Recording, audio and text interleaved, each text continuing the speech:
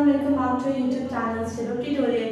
आज मैं निकिता आपके सामने बिजनेस का सिविक्स लेक्चर लेकर आ रही हूँ, जो मेरे फर्स्ट चैप्टर का लास्ट लेक्चर भी है। लेकिन उससे पहले हमने लास्ट लेक्चर में क्या पढ़ा था, मैं उसका एक ओवरव्यू दे दूँ आपको।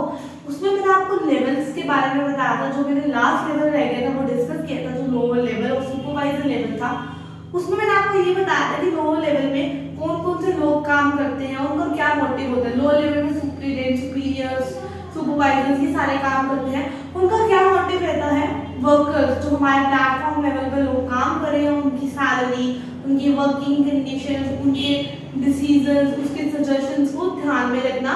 और मिडिल लेवल के साथ हमारे जो भी काम है स्टाफ रिक्रूट करने में हेल्प करवाना।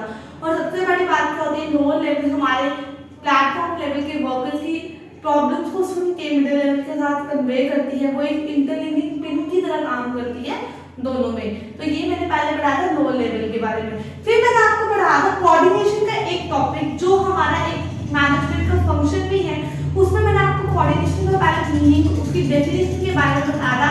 वो कोऑर्डिनेशन को सिंक्रोनाइजिंग, हार्मोनाइजिंग भी बोलते हैं, जिसमें मैंने फिर आपको उसके एसेंस बताए थे।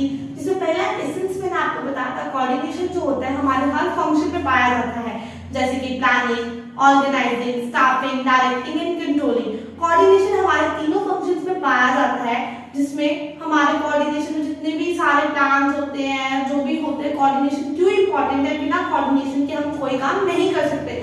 हम वो एक दूसरे पे इंडिपेंडेंट होते हैं हमारे फंक्शन। फिर दूसरा पॉइंट मैंने आपको पढ़ाया था हमारा top level, middle level, lower level के बारे में। कोऑर्डिनेशन जो होता है हमारे तीनों लेवल्स में पाया जाता है।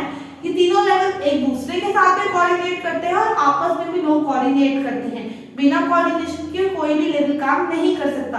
और हमारा लास्ट पॉइंट था जिसमें मैंने आपको बताया था, कोऑर्डिनेशन के बिना ऑर्गेनाइजेशन रन ही नहीं कर सकती। क्यों नहीं कर सकती? कोऑर्डिनेशन के बिना कोऑर्डिनेशन नहीं होगी तो आपस में कॉन्फ्लिक्ट्स होंगे, आपस में लड़ाइयां होंगी, और लड़ाइयां होंगी तो काम सही टाइम पे नहीं होगा। इसलिए कोऑर्डिनेशन हमारा एक डेलिब्रेट फंक्शन है, हमारा मोस्ट इंपॉर्टेंट फंक्शन है। उसके बाद आज मैं आपको पढ़ाऊंगी कोऑर्डिनेशन के ही टॉपिक्स जो रह गए हुए हैं, जिसमें पहला टॉपिक है फीचर्स ऑफ कोऑर्डिनेशन, कि हमारे कोऑर्डिनेशन में क्या क्या खूबियां हैं, क्या क्या फीचर्स हैं और क्यों हमें कोऑर्डिनेशन करनी चाहिए। जैसे कि पहला फीचर हमने बताया integrate group efforts. Integrate group efforts क्यों है? इंटीग्रेट क्या होता है कि इकट्ठे। इंटीग्रेट ग्रुप एफर्ट इसलिए बोला गया है इसको क्योंकि एक अकेला बंदा कोऑर्डिनेट नहीं कर सकता। एक अकेला बंदा किसके साथ कोऑर्डिनेट करेगा? आपस में कोऑर्डिनेशन थोड़ी करेगा। एक अकेला बंदा अपने ही में मालिक होता है, अपने में ही सब कुछ होता है। अकेला बंदा अपने काम, अपने डिसीजन खुद लेगा। लेकिन जहाँ पे ग्रुप ऑफ पीपल्स होते हैं वहाँ पे कोऑर्डिनेशन इंपॉर्टेंट होती है। बिना कोऑर्डिनेशन के एक दूसरे के साथ वो काम नहीं कर सकते, एक दूसरे में सिर्फ लड़ाइयाँ होंगी, काम कम होगा। फिर दूसरा पॉइंट हमने पढ़ा था ensures unity of efforts. Ensure unity of effort किसको कहते हैं? जैसे कि हमारे डिफरेंट डिपार्टमेंट्स रहते हैं हमारे ऑर्गेनाइजेशन में, जैसे प्लान डिपार्टमेंट, मशीनरी डिपार्टमेंट, हमारा प्लानिंग डिपार्टमेंट होता है, हमारा purchase department, sales, finance, HR, कितने डिपार्टमेंट होते हैं। वो अगर आपस में कोऑर्डिनेट नहीं करेंगे तो यूनिटी कैसे आएगी? अगर प्रोडक्शन वाला अपने से प्रोड्यूस कर रहा है, परचेज वाला अपने से सामान खरीद रहा है, रॉ मटेरियल खरीद रहा है, सेल्स वाला अपनी स्ट्रैटेजीज लगा रहा है, तो क्या हमारा कोऑर्डिनेशन होती है? हमारा ऑर्गेनाइजेशन ढंग से रन कर सकता है? नहीं। कैसे करेगा भाई? तो कोऑर्डिनेशन ही नहीं है आपके ऑर्गेनाइजेशन में, आपकी ऑर्गेनाइजेशन सर्वाइव ही नहीं कर सकती मार्केट में। इसलिए ये इंश्योर करता है unity of effort, her department को इकट्ठे लेके आता है। तीसरा हमारा पॉइंट है कॉन्टिन्यूस प्रोसेस। जैसे कि अगर आपको याद होगा कि हमने जब चैप्टर शुरू किया था, मैंने स्पीकिंग लेक्चर में जब फीचर्स पढ़ाए थे, उसमें भी आपको मैंने कॉन्टिन्यूस प्रोसेस पढ़ाया था। अब कॉन्टिन्यूस प्रोसेस जो है ना, दो तीन फंक्शंस ऐसे हैं, दो तीन फीचर्स ऐसे हैं जो हर चैप्टर के फीचर्स में पाया जाएगा। उसी तरीके से कॉन्टिन्यूस प्रोसेस में एक वैसा ही फीचर है।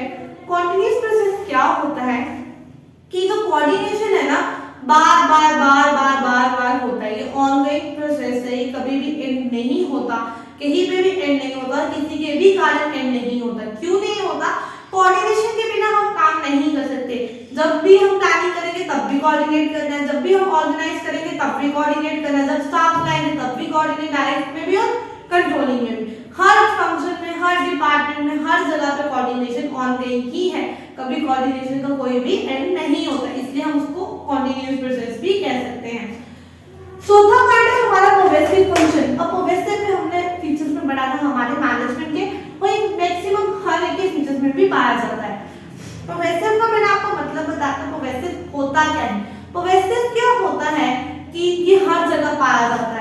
हर जगह, हर डिपार्टमेंट में, हर ऑर्गेनाइजेशन में, हर जगह, मैंने मैनेजमेंट में भी यही पढ़ाया था, तो मैं आपको कोऑर्डिनेशन में भी यही बताऊंगी कि कोऑर्डिनेशन में भी कोऑर्डिनेशन हर जगह पाई जाती है। हमारे मैनेजर, हमारे सुपरवाइजर, हमारे वर्कर्स, हमारे बोर्ड ऑफ डायरेक्टर, सीईओ, हमारे president, vice president, sales manager, production manager, हर एक इंसान कोऑर्डिनेट करता है, तो कोऑर्डिनेशन को हम कोहेसिव भी कह सकते हैं। फिर हम कहते हैं रिस्पॉन्सिबिलिटी ऑफ ऑल मैनेजर। अब कोऑर्डिनेशन कैसे है रिस्पॉन्सिबिलिटी हर मैनेजर की, और क्यों है?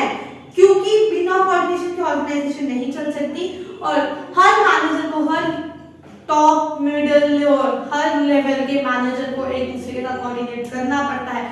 मैनेजर अगर कोऑर्डिनेट नहीं करेंगे, middle level, top level managers के साथ कोऑर्डिनेट करता है, लोअर लेवल के साथ कोऑर्डिनेट करता है, लोअर लेवल हमारे वर्कर्स के साथ कोऑर्डिनेट करते हैं, उनकी प्रॉब्लम्स को सुनते हैं, उनकी प्रॉब्लम्स को जानते हैं, इसलिए कोऑर्डिनेशन हर मैनेजर की रिस्पॉन्सिबिलिटी होता है। हमारा लास्ट फीचर है डेलिब्रेट फंक्शन। कोऑर्डिनेशन जो है वो एक डेलिब्रेट फंक्शन है। कोऑर्डिनेशन बार एक ऐसा फंक्शन है जो करना जरूरी है, बिना कोऑर्डिनेशन के हमारा काम नहीं हो सकता। तो हम कोऑर्डिनेशन को ये जरूर कह सकते हैं, coordination is a deliberate function, जो फोर्सफुली भी करवानी पड़े तो करवानी चाहिए एक ऑर्गेनाइजेशन में। तो ये थे हमारे 6 फीचर्स हमारे कोऑर्डिनेशन के। उसके बाद जो हमारा टॉपिक रहता है वो है इंपॉर्टेंस ऑफ कोऑर्डिनेशन, जिसमें सिर्फ हमारे 3 ही इंपॉर्टेंस है, लेकिन वो तीनों इंपॉर्टेंस कोऑर्डिनेशन ये प्रूफ कर देती है कि कोऑर्डिनेशन के बिना ऑर्गेनाइजेशन रन नहीं कर सकता।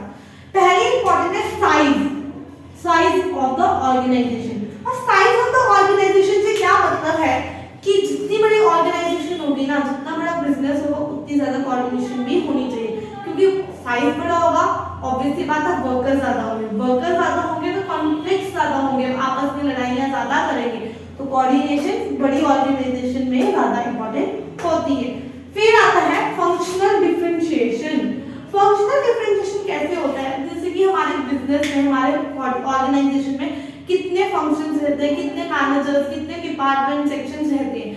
अगर हर डिपार्टमेंट, हर सेक्शन एक दूसरे का कोऑर्डिनेट नहीं करेगा तो उनके आपस में फंक्शनल डिफरेंशिएशन आने लगेगी। वो कहेगा भाई वो मुझसे नहीं पूछता तो मैं क्यों पूछूं, भाई मैं तो उसके नीचे लगाऊं, नहीं ना, कोई नीचे नहीं लगा आज के जमाने में। तभी कहते हैं कि कोऑर्डिनेशन एक डेलिब्रेट फंक्शन है, कोऑर्डिनेशन को करवाना ही पड़ता है, बिना कोऑर्डिनेशन के हमारी ऑर्गेनाइजेशन, हमारा बिजनेस डूब जाएगा। फिर लास्ट हमारा होता है स्पेशलाइजेशन। अगर अब मैं आपसे पूछूं या आप मुझसे पूछोगे कि मैम स्पेशलाइजेशन क्यों, क्या इसका काम है कोऑर्डिनेशन में, तो मैं आपको ये बता सकती हूँ कि कोऑर्डिनेशन जो होता है ना, स्पेशलाइजेशन क्यों बोलते हैं? स्पेशलाइजेशन होता है कि हाँ, मैं अपनी चीज में, अपने स्किल में, अगर मैं अपनी बात करूँ तो मैं टीचिंग में स्पेशलाइज हूँ, मैंने पढ़ाया, मुझे पढ़ाना आता है, तो इसका मतलब ये तो नहीं है कि कोई टीचर मुझे सजेशन दे रहा है कि हाँ मैम आप यहाँ पे गलत कर रहे हो या यहाँ पे गलत पढ़ा रहे हो, तो मैं उसकी सुनूंगी नहीं, ऐसा तो नहीं होगा। लास्ट तो मैं भी कर सकती हूँ, कोई भी कर सकता है, हम ह्यूमन बीइंग में कोई भी परफेक्ट नहीं होता। तो वैसे ही अगर मैनेजर है, अगर हर मैनेजर अपनी अपनी फील्ड में स्पेशलाइज हो चुका होता है, एक्सपीरियंस होल्डर होता है, अगर हर मैनेजर ये चीज सोचता है कि भाई मैं स्पेशलाइज हूँ, मैं एक्सपीरियंस होल्डर हूँ, मैं क्यों किसी से पूछूं, तो कोई भी एक दूसरे की सजेशन नहीं लेगा, कोई भी एक दूसरे का कोऑर्डिनेट नहीं करेगा और सिर्फ लड़ाइयाँ होंगी ऑर्गेनाइजेशन में। तो अगर कोऑर्डिनेशन है तो स्पेशलाइजेशन भी होनी चाहिए, तो एक दूसरे के साथ इतनी कोऑर्डिनेशन हो कि हाँ, अगर प्रोडक्शन वाला प्रोडक्ट बना रहा है तो सेल्स वाले से पूछ सके हाँ कितने प्रोडक्ट बनाने चाहिए इस साल, कितनी लास्ट टाइम सेल रही थी। तो हम ये कह सकते हैं कि ये तीनों फीचर्स हमारे, तीनों इंपॉर्टेंट हमारे कोऑर्डिनेशन के हैं। तो इसके साथ साथ मैंने आपको फीचर्स और कोऑर्डिनेशन की इंपॉर्टेंस दोनों बढ़ा के ये चैप्टर भी खत्म किया। लेकिन अब एक सवाल और उठता है कि कोऑर्डिनेशन और कोऑपरेशन में क्या डिफरेंस है? अगर हम देखा तो मैम कोऑर्डिनेशन और कोऑपरेशन सेम होता है, क्या फर्क है? कोऑर्डिनेशन में भी हम एक दूसरे के साथ काम करते हैं और कोऑपरेशन में भी, लेकिन नहीं बच्चों, इसमें बहुत फर्क आता है। कोऑर्डिनेशन और कोऑपरेशन में जमीन आसमान का फर्क है, मैं पहले बता दूं। क्यों फर्क है मैं आपको ये डिफरेंस में बताऊंगी। कोऑर्डिनेशन जो होता है, मैंने आपको पहले भी पढ़ाया है, bringing together the activities of various department, मतलब डिफरेंशिएट डिपार्टमेंट की एक्टिविटीज को इकट्ठे करना, मतलब हर डिपार्टमेंट को एक दूसरे से कोऑर्डिनेट करना पड़ता है, एक दूसरे की सुननी पड़ती है। लेकिन कोऑपरेशन क्या है? Voluntary efforts of individual to work together and help each other. Voluntary word से ही हमें पता चल जाता है हमारी अपनी मर्जी है, अगर हमारा मन करेगा तो हम कोऑपरेट करेंगे, नहीं करेगा तो हम एक दूसरे की मदद नहीं करेंगे, कोई जरूरी नहीं है। तो दूसरा पॉइंट क्या कहता है, conscious and deliberate action of manager, मतलब मैनेजर को कोऑर्डिनेशन परफॉर्म करने ही पड़ती है, बिना कोऑर्डिनेशन के वो काम नहीं कर सकता। लेकिन कोऑपरेशन क्या है, वॉलंटरी एफर्ट्स ऑफ एम्प्लॉयज, मतलब मन किया, अगर मेरा मन है कि मैं उसकी मदद करूं तो मैं करूंगी, नहीं होगा तो मुझसे कोई करवा नहीं सकता जबरदस्ती, अपनी मर्जी है, करना है करो, नहीं करना मत करो। तो कोऑर्डिनेशन और कोऑपरेशन में एक डिफरेंस होता है, कोऑर्डिनेशन डेलिब्रेट फंक्शन है लेकिन वो वॉलंटरी एफर्ट है। फिर है achieve through both formal and informal relation. अब पहले तो सवाल आता है फॉर्मल और इनफॉर्मल रिलेशन क्या होता है। फॉर्मल रिलेशन होता है जो हमारा ऑर्गेनाइजेशन के थ्रू बनता है, मतलब अब सेल्स मैनेजर, प्रोडक्शन मैनेजर, ये सारे फॉर्मल रिलेशन है। अब सेल्स वाला प्रोडक्शन वाले से बात करेगा तो वो फॉर्मली करेगा ना कि हाँ देख मैंने ये बनाया है तो तूने इस तरीके से बेचना है, कुछ भी, ये होता है फॉर्मल। इनफॉर्मल रिलेशंस होते हैं जो आपस में दोस्ती यारी होती है। हाँ अब सेल्स वाले की भाई सीईओ के साथ दोस्ती है, हो सकती है, कुछ भी हो सकता है, आज के जमाने में कोई किसी भी लेवल पे जा सकता है। तो हाँ अब वो आपस में डायरेक्ट कभी भी बात कर सकते हैं, लेकिन कभी भी लोअर लेवल उठ के सीधे टॉप लेवल से बात नहीं कर सकता फॉर्मल रिलेशन में। इनफॉर्मल में कर सकता है, अगर आपस में उनकी दोस्ती है, आपस में इतनी रिलेशन है तो हाँ वो कर सकते हैं। तो जो कोऑर्डिनेशन है वो दोनों में पाया जाता है, फॉर्मल में भी और इनफॉर्मल में भी, क्योंकि डेलिब्रेट है, सबको करना ही पड़ता है। लेकिन कोऑपरेशन जो है सिर्फ इनफॉर्मल रिलेशन में ही पाया जाता है। इनफॉर्मल रिलेशन में ही क्यों पाया जाता है कि अपनी मर्जी है, और ऑब्वियसली बात है अपनी मर्जी में कोई यही चाहेगा ना कि हाँ मैं अपने दोस्त की मदद करूं, चाहे मैं किसी और की क्यों करूं, हाँ मेरा वो दोस्त है उसको मेरी जरूरत है मैं कर देता हूँ, मदद क्यों आ जाए। तो इसलिए ये इनफॉर्मल रिलेशन में पाया जाता है। इसके साथ साथ मैंने आपको अच्छे से क्लियर जरूर किया होगा कि कोऑर्डिनेशन और कोऑपरेशन में क्या होता है। कोऑर्डिनेशन डेलिब्रेट फंक्शन है, करना ही करना पड़ता है, लेकिन कोऑपरेशन नहीं करना पड़ता, अपनी मर्जी से है, मर्जी होगी करेंगे, नहीं होगी नहीं करेंगे। ये फॉर्मल और इनफॉर्मल दोनों रिलेशन में पाया जाता है, लेकिन कोऑपरेशन सिर्फ इनफॉर्मल रिलेशन में पाया जाता है। तो इसके साथ साथ आपका फर्स्ट चैप्टर भी खत्म हो जाता है। मैं आशा करती हूँ आपको अच्छे से मेरी समझ आई होगी, और अगर आपके कोई भी डाउट्स हैं, साथ के साथ लेक्चर्स में अच्छे से सुनने के बाद कोई भी डाउट आते हैं तो आप जो भी डाउट होता है जिस भी लेक्चर में होता है उसी लेक्चर के नीचे मेंशन कर सकते हैं कमेंट बॉक्स में। मैं हर एक बच्चे की क्वेरी को सॉल्व करने की पूरी कोशिश करूंगी, और अगले लेक्चर अगला चैप्टर जल्दी आएगा आपके पास। Thank you so much.